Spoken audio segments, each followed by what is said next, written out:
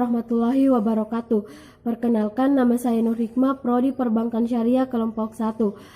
Baik, saya akan menjelaskan resume ulumul hadis saya. Ada 3 tema, yaitu tema pertama, sejarah periodisasi hadis pada masa Rasulullah dan para sahabat. Ada 2 pokok pikiran, yaitu hadis pada masa Nabi Muhammad SAW dan hadis pada masa sahabat atau Khulafa ar-Rasyidin. Yang pertama itu pengajaran hadis oleh Nabi Muhammad SAW. Nabi Muhammad SAW adalah orang yang diberikan wahyu oleh Allah Subhanahu wa taala untuk diperintahkan menyampaikannya kepada umat manusia. Akan tetapi wahyu yang diturunkan kebanyakan hanya menerangkan hal-hal yang bersifat global. Penjelasan dan penafsiran Nabi Muhammad SAW terhadap keglobalan Al-Quran itulah hadis. Dan karena Al-Quran diturunkan secara berangsur-angsur, maka hadis pun dibentuk secara berangsur-angsur.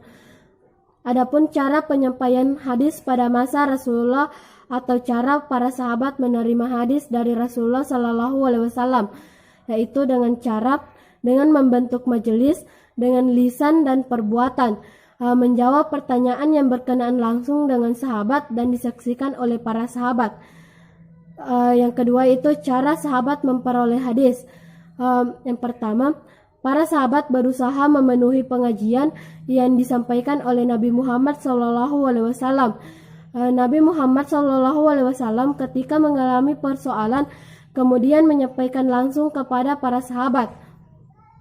Ketika para sahabat memiliki persoalan kemudian menanyakannya kepada Nabi tentang bagaimana hukumnya. Terkadang ada juga sahabat yang melihat secara langsung perbuatan yang dilakukan oleh Nabi Muhammad SAW. Yang ketiga itu periwayatan hadis Nabi Muhammad SAW. Ada 2 jalan, yaitu sahabat meriwayatkan hadis Rasulullah. Yang pertama itu periwayatan latfsi. Redaksinya persis yang disampaikan Rasulullah SAW. Yang kedua yaitu periwayatan maknawi, di mana hanya maknanya saja yang diriwayatkan. Bagian B itu hadis pada masa sahabat atau Khulafa ar-Rasyidin. Periode ini disebut sebagai zaman kehati-hatian atau penyederhanaan riwayat. Yang pertama, pembinaan dan pengembangan hadis pada masa Khulafa ar-Rasyidin. Ada poin-poinnya, yaitu poin pertama, sikap dan kebijakan Khulafa ar-Rasyidin terhadap hadis Rasulullah, yaitu Khalifah Abu Bakar, Khalifah Umar bin Khattab, Khalifah Utsman bin Affan, dan Khalifah Ali bin Abi Thalib. Yang kedua, sikap dan cara sahabat mengembangkan hadis pada masa Khalifah ar-Rasyidin. Yang pertama yaitu upaya sahabat mempelajari hadis, yaitu mempelajarinya dengan cara hafalan, mempelajari melalui tulisan, mempelajari dengan cara praktik. Yang kedua, upaya sahabat dalam meriwayatkan hadis, yaitu dengan cara dari mulut ke mulut, periwayatan dengan cara lafziyah dan maknawiyah, dan banyak bersandar kepada ingatan dan hafalan. Yang ketiga, keadaan hadis pada masa ulama. Kita lanjut pada materi yang kedua, yaitu pembukuan hadis pada abad kedua Hijriah sampai sekarang. Pembukuan hadis pertama kali dicetuskan oleh Khalifah Umar bin Abdul Aziz pada awal abad kedua Hijriah. Beliau banyak memandang perlu untuk pembukuan hadis karena beliau menyadari bahwa semakin lama semakin banyak perawi yang meninggal dunia. Di samping itu timbul berbagai golongan yang bertikai dengan persoalan kekhalifaannya, sehingga yang menyebabkan adanya kelompok yang membuat hadis palsu.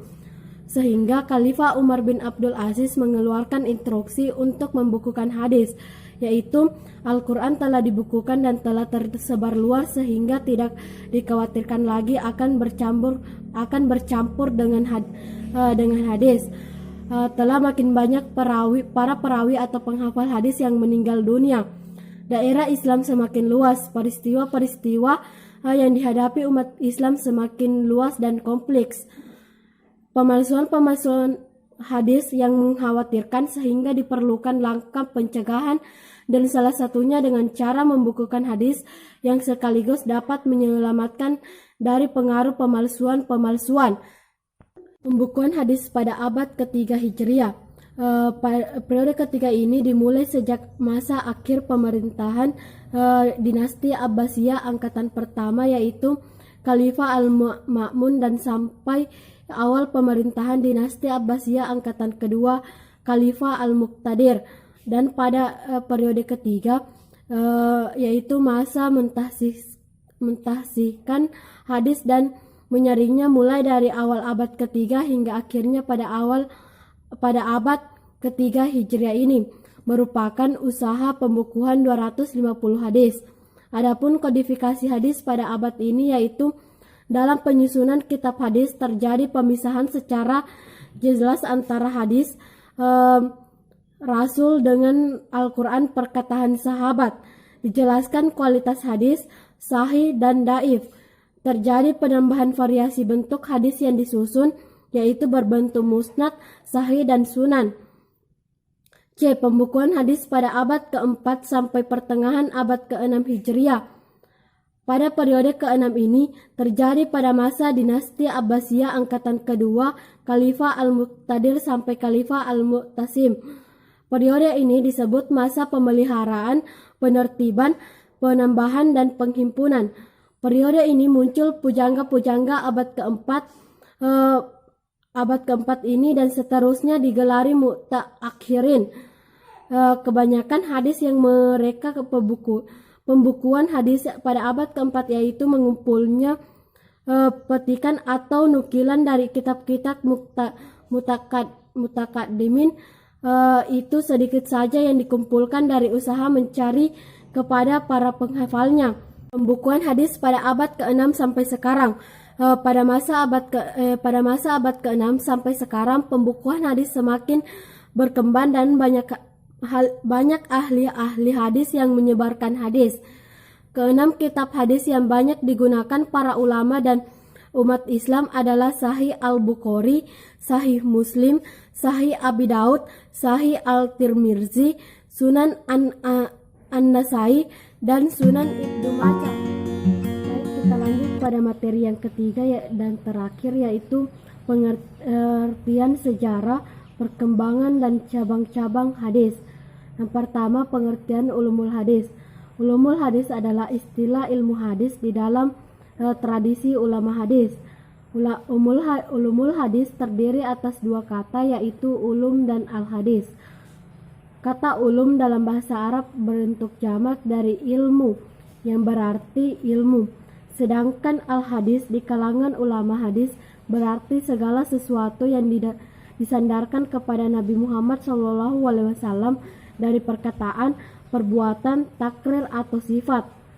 Jadi, ulumul hadis yaitu ilmu-ilmu yang membahas atau berkaitan dengan hadis Nabi Muhammad SAW. Secara umum, para ulama membagi ilmu hadis menjadi dua, yaitu ilmu hadis riwayah dan ilmu hadis dirayah. Ilmu hadis riwayah menurut Ibnu Qafani yaitu ilmu yang meliputi pemindahan atau periwayatan perkataan Nabi SAW dan perbuatannya, serta periwayatannya, pencatatannya, dan penguraian lafaz-lafaznya. Yang kedua, ilmu hadis dirayah menurut Ibnu Al-Qani yaitu ilmu yang bertujuan untuk mengetahui hakikat, syarat-syarat, macam-macam, dan hukum-hukumnya, keadaan para perawi, syarat-syarat mereka, jenis yang diriwayatkan, dan segala sesuatu yang berhubungan dengannya. B. Sejarah perkembangan hadis. perkembangan ilmu hadis selalu beriringan dengan pertumbuhan pembinaan dari hadis itu sendiri. Hanya saja belum dikatakan sebagai ilmu secara eksplisit. Pada masa Nabi Muhammad SAW masih hidup di tengah-tengah sahabat, hadis tidak ada persoalan karena jika menghadapi suatu masalah, mereka akan bertemu langsung dengan beliau untuk mengecek kebenarannya. Setelah Rasulullah SAW wafat, para sahabat sangat berhati-hati dalam mengkodifikasikan dalam meriwayatkan hadis karena konsentrasi mereka kepada Al-Quran yang baru dikodifikasi pada masa Abu Bakar tahap awal. Cabang-cabang ulumul hadis. Yang pertama itu ilmu rijal al-hadis, yaitu ilmu yang membahas para perawi baik dari sahabat, dari tabi'in maupun dari angkatan-angkatan sesudahnya. Yang kedua ilmu al-jar al-ta'dil, yaitu ilmu yang menerangkan tentang hal-hal cacat yang dihadapkan kepada para perawi dan tentang pentakdilannya, memandang adil para perawi dengan memakai kata-kata yang khusus. Yang ketiga ilmu fanil mubamat, yaitu ilmu yang mengetahui nama-nama orang yang tidak disebut dalam matan atau di dalam sanad. Yang keempat ilmu mukalif al-hadis, yaitu ilmu yang membahas hadis-hadis yang secara lahiriah bertentangan namun kemungkinan dapat diterima dengan syarat. Yang kelima ilmu ilail hadis, yaitu ilmu yang membahas tentang sebab-sebab tersembunyi yang dapat merusak keabsahan suatu hadis. Yang keenam ilmu gharib al-hadis, yaitu ilmu yang membahas dan menjelaskan makna kalimat yang terdapat dalam matan hadis yang sukar diketahui atau dipahami maknanya. Ketujuh ilmu asbab wurud al-hadis, yaitu ilmu yang membahas sebab-sebab Nabi SAW menuturkan sabdanya dan masa-masanya Nabi SAW menuturkan itu. Kedelapan ilmu mustalah ahli hadis, yaitu ilmu yang membahas pengertian-pengertian atau istilah-istilah yang dipakai oleh ahli-ahli hadis. Mungkin hanya itu yang dapat saya sampaikan. Sekian dan terima kasih. Wassalamualaikum warahmatullahi wabarakatuh.